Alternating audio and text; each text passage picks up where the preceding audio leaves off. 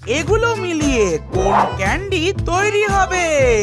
এই 11 রকমের ক্যান্ডি মিলিয়ে কোন ক্যান্ডি তৈরি হবে? 1 নম্বরে নিলাম কপিকো ক্যান্ডি। 2 নম্বরে অনেকেরই প্রিয় পাল্প চকলেট।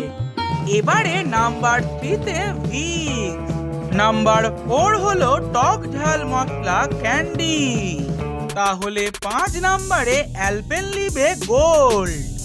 6 নম্বরে হলো ফ্রুটি জেলি। নাম্বার 7 এ হলো গ্রিন অ্যাপেল। 8 নম্বরে হলো ক্যারিয়াম। এরপর নাম্বার 10 এ নিলাম ক্যান্ডিম্যান ক্যান্ডি এবং 11 নম্বরে নিলাম অন্য ফ্রুটি জেলি। আরে ভাই, এটা তো দারুণ।